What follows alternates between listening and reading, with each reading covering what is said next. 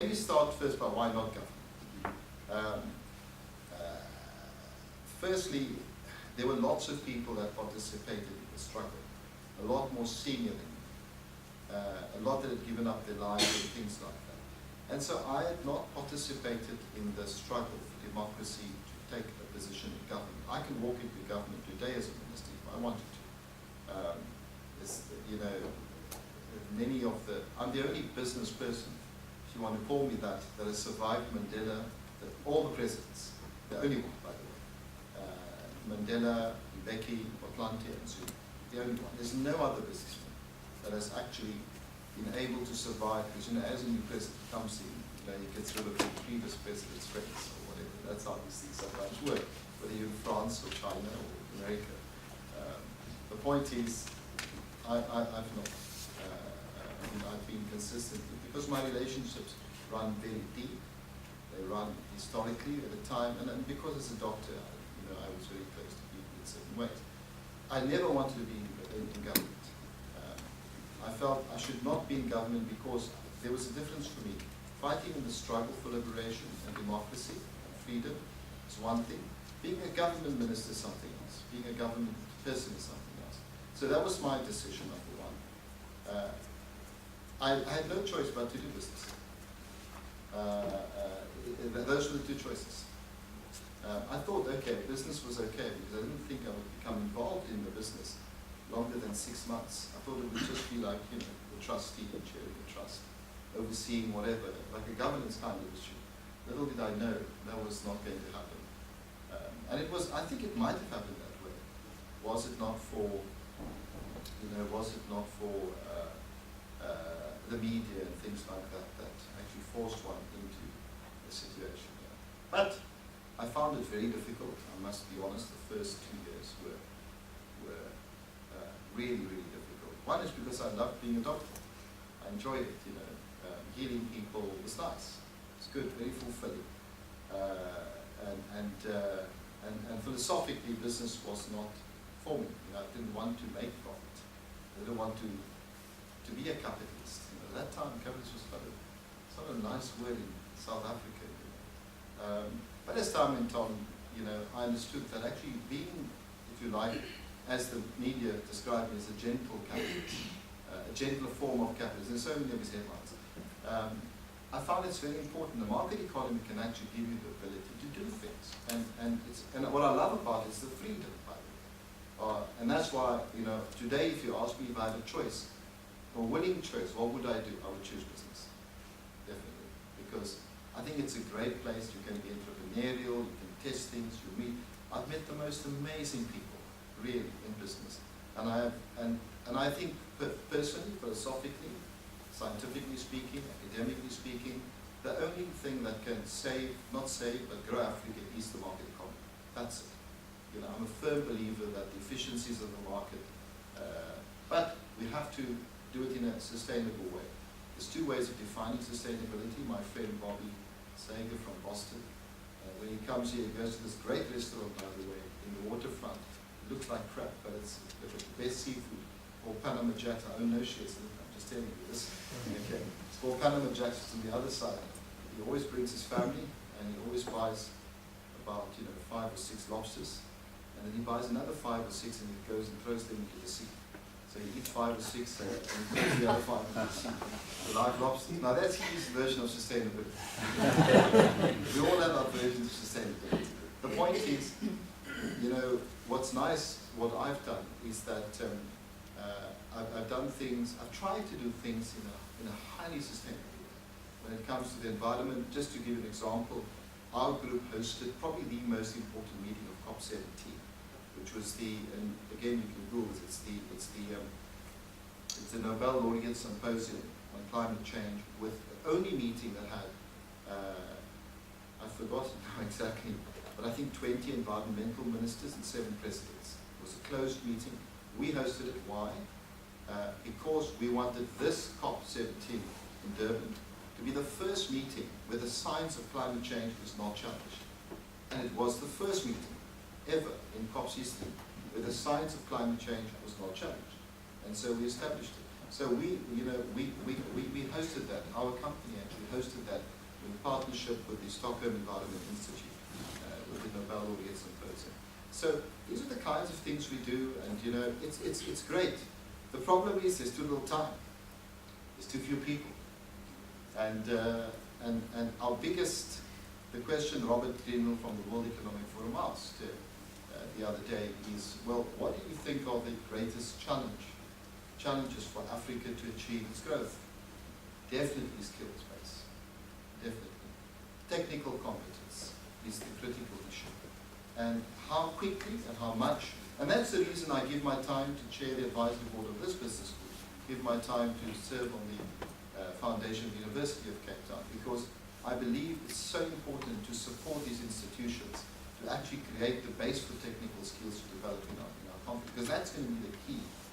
Of course, freedom, democracy, free media, good constitution, good judiciary, these are all important, peace and stability of the continent. These are all important things. But at the end of the day, Africans are ready, for a completely different road. Skills and competence is absolutely the key. If we can develop that. One and then two. Sorry, I can't see your name. Stefan. Stefan, hi. From France. So you said at the beginning that when you got into business, it was a bunch of you guys from the ANC, and you struggled a lot, making mistakes, making successes. What prevented you from involving certain level of white people that may have the skill to help you to take this business forward? And the second question I have with that is, if you had done something like that, do you think that the level of innovation, sustainability, and everything would have been any different than what you were able to achieve just being you guys? The first answer is that there were white people involved with us. The struggle for liberation was not a black struggle. It was a non-racial struggle. So Mandela's struggle, so we had lots of very good white people that were involved in the fight. In fact, I was yesterday at the birthday of our Minister of Trade and Industry. It was the 65th birthday, Rob Davies. I don't know if I can say it on camera, but anyway, I'll say it. But it was such an emotional birthday because Rob, was based in, he's a white man, and his son was at the University of Cape Town. Matthew was giving one of, on these occasions, a small event, just about 20 people, very intimate. He's a committed communist. He's a member of the Communist Party of South Africa. But listening to his story about how he was blown up and how the car was blown up, with the kids in the back of the car. He's a white person that fought for our liberation, for our struggle. So the white people that were with us in starting this group were people that were also not for capitalism. So that's the first point to make. So it wasn't just black people. There are many white individuals that were part of what we did. So that's the first point. Secondly, the transformation, and this is unfortunately what you saw in Europe. People became greedy. The crisis in Europe was a result of the exuberance of bankers and institutions and the tremendous amount of paper wealth generated. Capitalists are no different anywhere else in the world. So even in South Africa, for instance, our advisors were banks and merchant banks and corporate finance banks and institutions, and they saw black economic empowerment as a means of making more and more money through investment banking or corporate finance structures, and they were the advisors. So their emphasis was not about integration of white and black skills. Their emphasis was on deal making, on bringing black people into the economy. And hence, in the first generation of black economic empowerment, there was no black people that controlled their own companies. None whatsoever. We were simply participants in other companies. It's our group that pioneered, by the way, very interestingly, because we had a crash in one of our investments. That's very, you need chaos sometimes to make you rethink and deconstruct. It's our group that pioneered the whole new system of actually for black business to do business. But what we did do, by the way, we integrated with a lot of white skills base as well. So a lot of our group's companies are run by black and white and everyone. So it's not exclusive. I don't want to create the impression by any means that it's exclusive. I was simply giving you the context. Sorry, I thought you had to add and then Petra. Yeah. Quick question, you mentioned, you have to know the context when you launch a company or when you invest. How do you see the role of South Africa investing within the region? Like, do you see this as making partnership with other countries and really understanding obviously South Africa is very different from the rest of Africa. So how do you see this interaction going in terms of investments? Do you see this as an African economy or South Africa bringing what it can bring to your neighboring countries or the other way around? How do you see your role? It's a very good point that you mentioned all the other way around. Because Dangote, who's the wealthiest man on the continent from Nigeria, whom I met many, many years ago, when I asked him what he does, he says he makes pasta and cement. And then I discovered he's worth $14 billion and he's on the Forbes list number 40 or something. Made the point last week at the World Economic Forum that South Africa has to be more receptive to other Africans north of South Africa coming into our economy. And in a sense, he made the point that black economic empowerment is restrictive even to other Africans coming in. And it's a point that we never thought about, to be frank. It's a point that we have to now go in our think tank at the presidential working group, which I'm part of, and say, listen, maybe we have to rethink the BEE in terms of that. Well, I mean, people are rethinking BEE in any case. The revised code is coming through, less emphasis on black, more emphasis on skills development, job creation, those kinds of things. Our engagement with the rest of Africa has been a disaster in the first decade because we acted like a superpower on the continent. And we very quickly learned that we can't do that. But also part of the reason is that, it's difficult to describe this to you. Many of the heads of corporations in the past were driven in a resource-based economies. And so that's by its nature highly profit-driven, not people-oriented, not service-driven. So that kind of approach was then taken into Africa itself. Today, many of the heads of the corporations are very aware that they can't do business that way and are doing things differently in the rest of Africa as well. And I think that's, it was interesting, I was at a dinner with 4 African dollar billionaires on Thursday,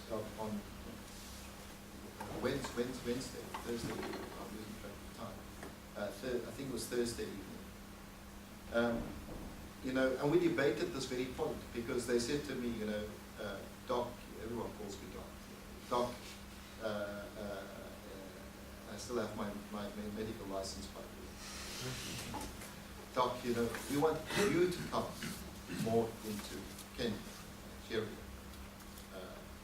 Uganda, not the white guys. I said, but the white guys are my colleagues. They are South Africans. What right do you have to tell me? And we said this in a very gentle way. No, but Doc, you understand us, you are part of us. I said, no. You see, we are all Africans, I said. We are all Africans. I mean, one of the things I did, and I'm on camera, right? It's not going to the press. Yeah. But I don't want to how my generation thinks. We have a tragic situation where a professor from this University of Cape Town, someone called Professor Cyril Carapace, went to work in the UAE, in Abu Dhabi, in fact, 10 years ago. Was a professor there, pediatric professor, and then 10 years later, he went through Dubai airport and was going to be in transit for a day or something, and got arrested. He got the shock of his life. They imprisoned him because on the records of the Dubai government was the fact that he had a criminal record for murder. And of course, what turns out is that it was a child in a hospital in Abu Dhabi that died while he was professor, and he left the country perfectly normally. 10 years ago now, a couple of months later, came back to his family. He's 77 years of age, as professor today. So he was probably around about 67, came back to his family. And knew nothing about this, but he was found guilty in absentia. He's not guilty at all, I can tell you that. In fact, the whole thing was about a Yemeni father of the child who wanted blood money, and it was pure extortion. This is what happened. And the point is that because I'm the governor of the University of Cape Foundation, he's a professor at the university, Max Price is the vice chancellor of this university, called me and said, can you help, the family called him to say, is there any way that they can get our government to intervene? I guess I'm the person that everyone calls when they want the government to intervene. So Max called me and he said, Iqbal, it's not really your problem, this, but I always come and ask you certain things. I said, no, I don't know the details, but what I will do is I will get our government to look into the matter more aggressively than it should. Anyway, I left it at that, and a couple of the professors and the governments were talking to each other, and there was finally a demarque, which is the highest diplomatic censure you can send another government, even though we have very important relationships with Abu Dhabi as the UAE, as a country. We sent it to the UAE, and the professor he's been there for 7 months, first 2 months, prison, airport prison, another prison, then under house arrest, and then, just cannot leave the country. So eventually I thought, you know what, as a South African, he's white, first of all. Secondly, he's Jewish, and I'm supposed to be black and from Muslim background. Second is a little bit questionable, but nonetheless, I said, he's a South African. So what I did was that I jumped on a plane, my own expense, went to see the top people in Abu Dhabi and said, this is nonsense. You cannot, because I've got relationships with them, because I chair some of the business councils between the countries. I said, he has to be released. I said, well, it's a medical committee that was doing this. I said, bullshit. The man, I sat with him first of all. I needed to look at him face to face. And I said, so, did you do anything wrong? He said to me, absolutely not. And that was good enough for me. In a small, tiny flat with the most horrific paintings around him, because he's staying with someone in Abu Dhabi who's also a doctor, who also happens to be an amateur painter. But the entire flat is full of his paintings. I'd be depressed if I had to live in that, with those paintings. The most horrible, and that, of course, beauty is in the eyes of the beholder, right? But I've seen paintings all over the world. I guess those paintings are somewhat unique in that I think they're probably there to, I don't know, do whatever. Anyway, so I said to him. Then I then went back to the thing, and the next day, as things stand, the next day, he was released. But of course, when you're in the UAE, you have to be very careful. It was all over the newspapers, my trip. And he decided, then I went to I left Abu Dhabi, and I went to Germany, to Munich for a Siemens board meeting. I'm on the global advisory board. And I arrived in Munich, I think it was the Monday, and we had the board meeting on the Tuesday, and my phone didn't stop ringing. And it was the advisor to one of the top people saying to me, the other thing, I had to give an undertaking that he would not say anything negative against the government. You know how these things work. So I did that. But of course, when he got released, he decided to go public on television and on radio, slammed the UAE government completely. And of course, the UAE government decided they're going to make life very difficult. They're going to appeal the process now after having agreed to his release. Anyway, I just went back there last week, and hopefully he'll be back here this week. So you're not allowed to tell anyone that's the Chattanooga's rules now. He'll be released this week. Why am I telling you that? For 2 reasons. Firstly, I'm a South African. Secondly, he's a South African. Doesn't matter to me whether he's black, white, Muslim, Christian, Jewish, whatever. He's a man that's given his life to the public service. I'm a person that is highly networked, or as some people say, connected into the system. And I use that in order to bring justice and fairness to to the world, not for myself. That is my generation. That's the generation how we think. Ask for favors of mine, international relations, in order to free a fellow South African. Because it's the just and right thing to do. And how we think about our continent and our country is exactly the same way. Whatever we do is shaped by what is right and what do we do in the best interest of our country and our continent. Petra, I think the last question. I think the last question. I'm sorry. So Mandela has been a very great leader. He's been very inspiring. And Zuma seems to be in a completely different league. I believe there's an election next year. Where do you see this going? And where do you see Africa going, or South Africa going? Well, you know, the point about elections is, first of all, what is it that we want? We want democracy, we want freedom, and we want the right of anyone to participate in that. Whatever the outcome of that is, that must be a democratic process. Doesn't matter. Doesn't matter. What we fought for is not for Anne to be the president or for Petra to be the president. What we fought for is the right to vote. Because people like us never voted in our lifetime, ever. My parents never voted, ever. Okay? The first time we voted was in 1994. That is a precious gift which Mandela gave us. And that's the gift we will fight for right to the very end. If that outcome of that democracy, that process means that person A or person B is elected or voted, we must respect that, because that is what we fought for fundamentally.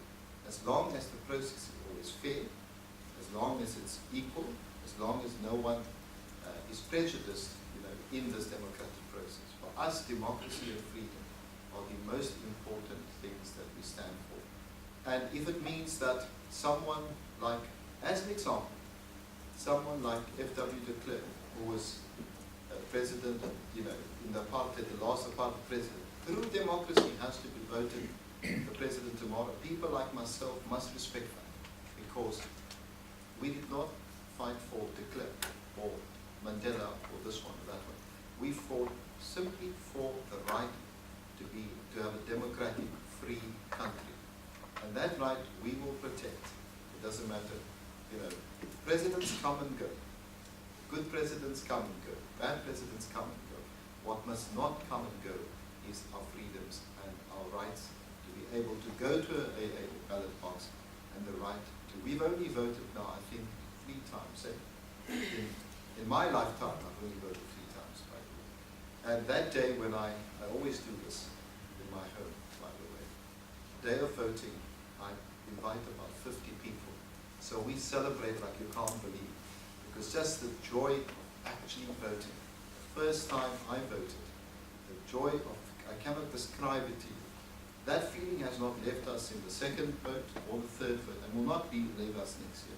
And that's the most important thing. I'm sorry, because obviously we could sit and listen to you so much longer, but it is the beginning of a very busy schedule. Clearly, this has been an incredibly rich perspective. You've laid so much texture, so many perspectives, frames. I mean, people stand avidly listening to you. So thank you for giving up your time. This is again part of the philanthropist that, you know, the beginning of his bio says he's a medical doctor, a struggle activist, a very successful businessman and a philanthropist. So this is real philanthropy, Iqbal, to share your experience. So this is from us to say thank you very, very much indeed. Well, thank you so much for having me here, and I really want to wish you all the best in your stay here. Please get to see a little bit of the beauty of our country at the same time. Don't just be in this prison. It really is a prison. This is a prison here, so